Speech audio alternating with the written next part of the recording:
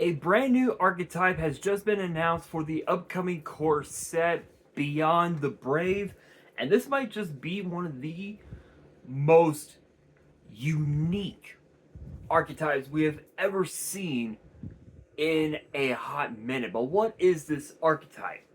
It is known as the the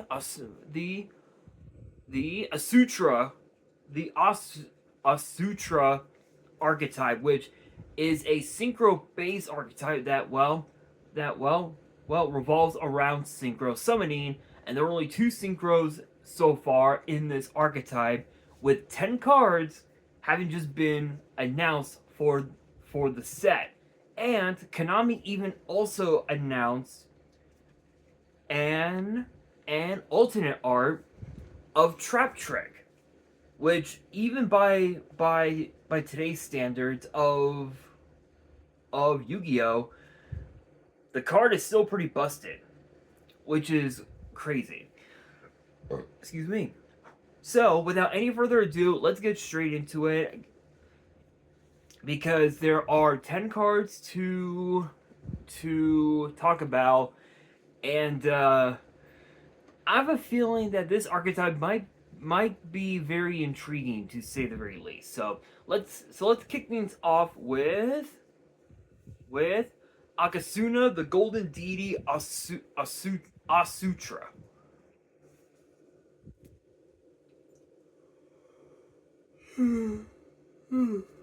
Excuse me. Sorry about that, guys. Tired as shit, and I just woke up. Let's see here. It's an 8-star fire fiend with 3,000 attack, 300 defense, and it says that all three of its effects are once per turn.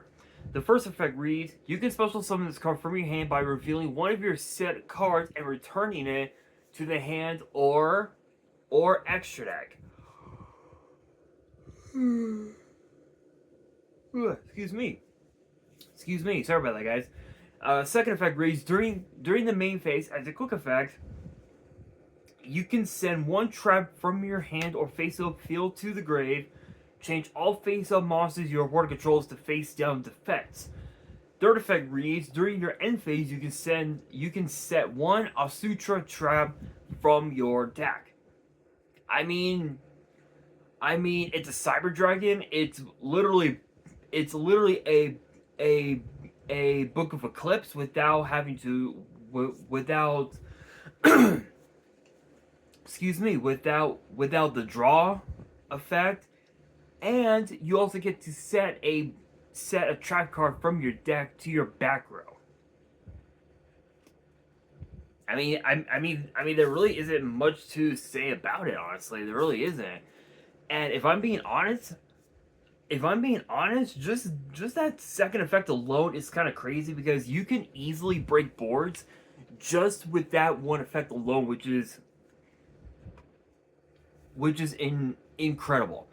And plus, it's an 8-star, and I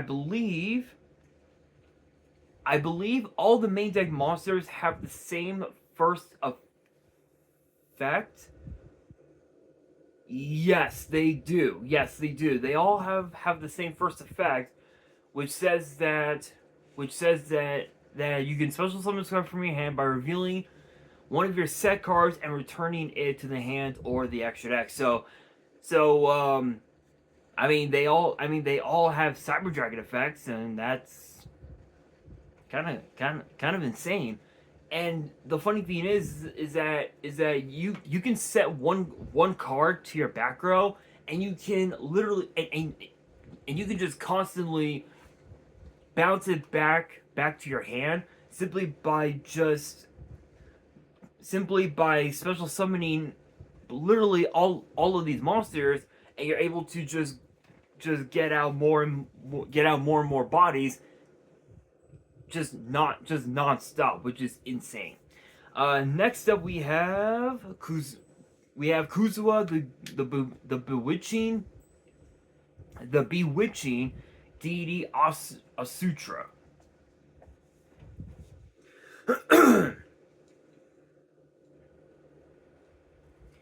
which is an 8-star Earth insect with 2800 attack, 1500 defense. And because the first effect is the same, the second and third effects are both once per turn. The second effect reads, you can target up to one card on the field for every 2 set cards, destroy them. I believe the third effect is the same as the previous monster, which is during your end phase, you can target one Asutra trap in your grave and set it. So Akasuna, its third effect lets you set a trap from your deck, and then Kuzuwa lets you set a trap from your grave to your back row, which is kind of insane. And also too, this is literally a pop. Like, you get to pop cards on your opponent's board for every 2 set cards on the field. And I believe the rule, I'm pretty sure I can't speak. I'm pretty sure Konami is going to make it a ruling that it has to be your set of cards and not your opponent's, which honestly, I wouldn't be surprised if that was the case, but I don't think that's going to be. But I mean, both Kuzuwa and Akasuna, you have yourself a rank 8 summon just right off the bat. So, no much else to say about that. Next up, we've got Yoa, the Plague Deity Asutra.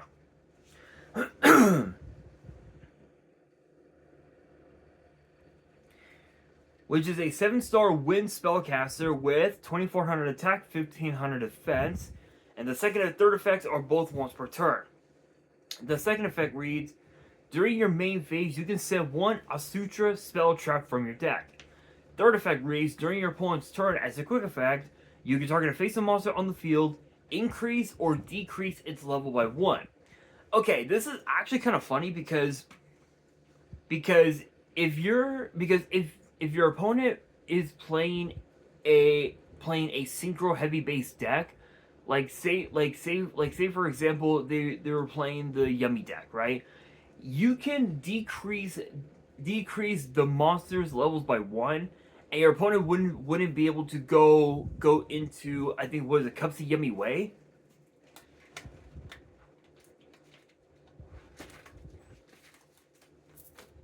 Because I actually have that card as an ultimate rare. Yes, actually I do. I do. This would essentially just force the opponent to not be able to summon Cups of Yummy Way, which I pulled this out of my OTS packs from a few months ago. Still been wanting to sell it, but no one's been able to buy it. Not even Bear Cave. Not even Bear Cave, because I guess for them the rule is that they can't buy tournament pack cards unless if they were from the last 15 years, I think from like 15 years ago or something like that. I'm not entirely sure what the rule is, but I think that was the rule. I'm not so sure, but yeah, this literally forces the opponent to literally find a way to go into their synchro plays, and it can even also stop decks like Raziel. It can stop pretty much any like Xyz or synchro heavy base deck, which is pretty cracked. And not only that, you also get to target one of your Asutra spells or traps in your deck and set it, which is pretty cracked. I mean, you get to literally target one of your floodgates, and you can just pop off from there, which is crazy. Next up, we've got Mikumari, the Ceiling Deity Asutra. Which, low key, if I'm being honest, she kind of reminds me of oh my god, oh my god, there was like weird ass anime that I had seen a number of years ago. I'm trying to remember her name, but it's from this anime called Monster Girl Doctor. She kind of reminds me of the what is it, the zombie? I think it's,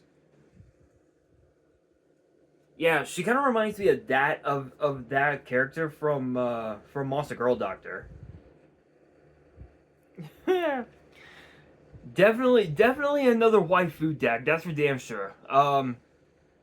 This is definitely another one of those like waifu decks. Really weird waifu decks with their own respective husbandos, if you will. Um. Anyway, it is a 7-star water worm with 2,000 attack, 2,500 defense, and the second and third effects are both once per turn. The second effect reads, during your main phase, you can add one non-worm Asutra monster from your deck to your hand. Third effect reads, if this card is sent to the grave as single material for an Asutra monster, you can target a normal trap in your grave and set it. Dominus Impulse, Dominus Spark, Infinite Impermanence.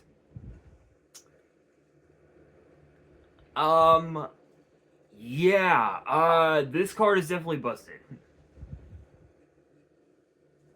And it's also a Stratos for the entire deck. Not much else, literally, just not much else to say about it. That's it. Like, literally, that's it. You get to take any normal trap in your grave and set it, which literally, it could be just about anything, right? It could be Trap Trick, it could be Imperm, it could be Dominus Impulse, Dominus Spark, oh, what's the other one? I actually have it in my Blue Eye, I think I have it in my Blue Eyes deck, which is actually right here. Imperm was one that you can choose. Dominus Purge was another one that I mentioned. Dominus Spark. Impulse was the other. Funny thing is that if you were playing this deck in Blue Eyes as like a side package, you can also add Majesty of the White Dragons, which is even more crazy. But yeah, not much else to say about it. I mean, again, it's Stratos for the entire deck, and you get to essentially just combo off. Literally just pop off.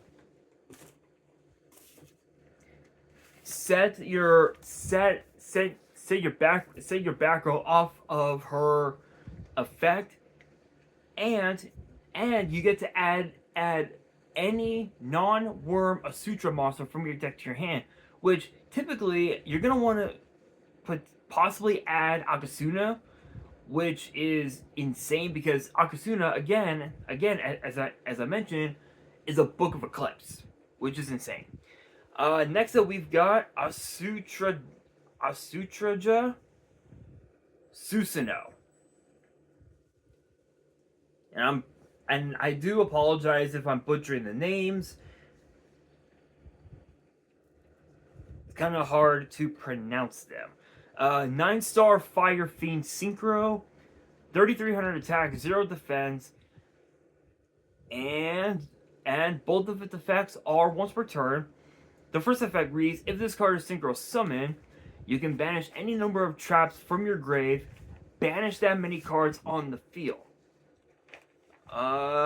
Second effect, during the end phase, you can target up to 2 Asutra monsters and or traps in your grave and or banishment. For each of them, add it to your hand or set it. Then if you targeted 2 cards, return this card to the extra deck. I mean that's not bad. that's not bad. I mean, you get to literally just take two traps from your banish pile, set them, bounce this card back into the extra deck. But my question is, where are the tuners? Like, how do you? I don't know. I have no idea. I have no idea. You'll. My understanding is that you'll. My understanding is that maybe the answers lie within the back row. I'm not sure, but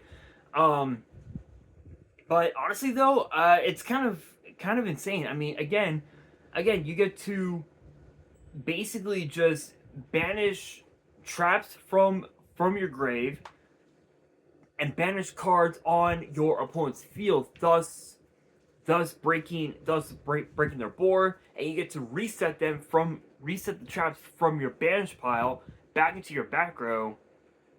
I have a feeling this archetype might just end up being the next tier 0 format, which is possible, but there are still a few more cards that have yet to be talked about. So let us continue with Asutra Mikumari no Mikoto,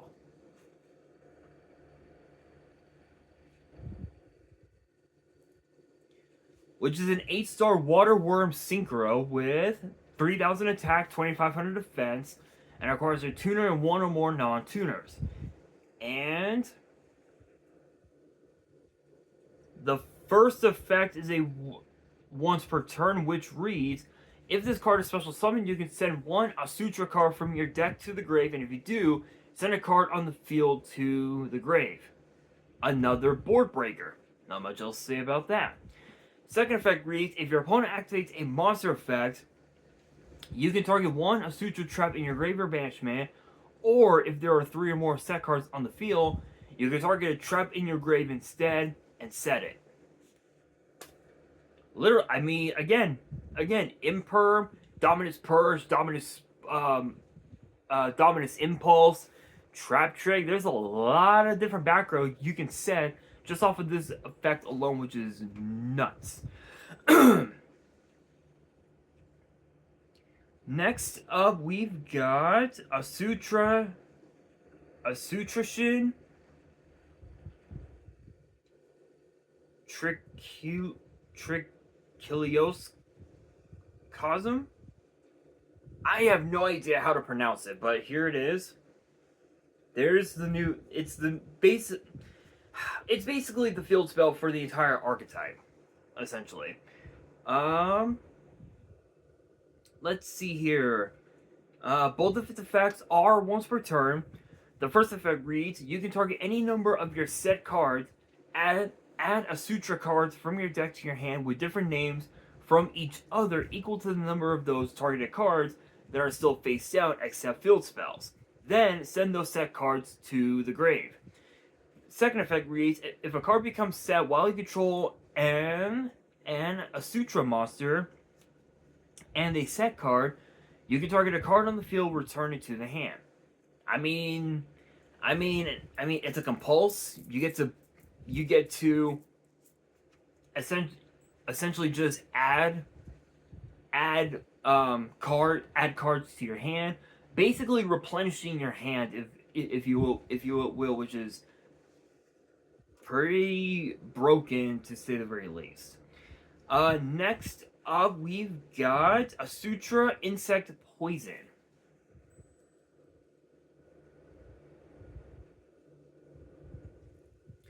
which is a normal trap, and the effect is a once per turn that reads, activate one of these effects. Special summon this card as a normal monster, which is a 1-star Dark Insect Tuner with 0 attack and defense, and it is not treated as a trap. Then, immediately after this effect resolves, you can synchro summon a monster. Target one Asutra monster in your grave and special summon it. Okay.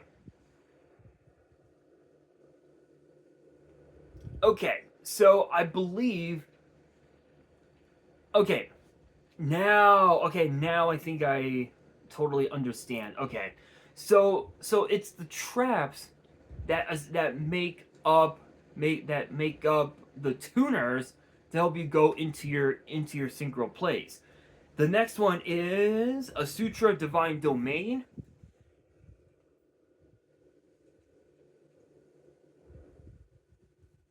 which lets you special summon itself as a normal monster. 1 star Dark Aqua Tuner, 0 attack and offense. And then the other one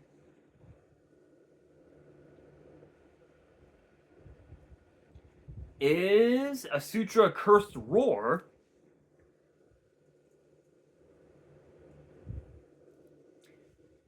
which can be summoned as a 1 star Dark Spellcaster Tuner with 0 attack and offense, but they all have an additional effect that you could summon as well. That not summon, that you can use as well. So Insect Poison, as, as I said acts as a monster reborn. Cursed Roar says that if you have an Asutra monster in your field or grave, target a monster your opponent controls and destroy it. And then Divine Domain says when your opponent activates a spell, trap, or effect and they control no set cards, negate that effect. So honestly, that's pretty insane. Not gonna lie, this archetype might just end up being the archetype. Again, as I said, that could be the next Tier 0 format.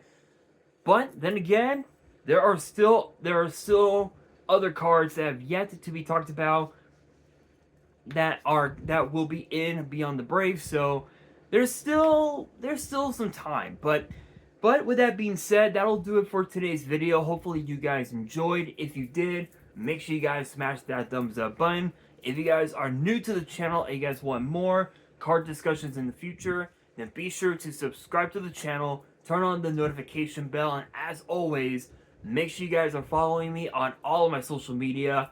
All of my ads will be in the description below, as will the info to my fan mail.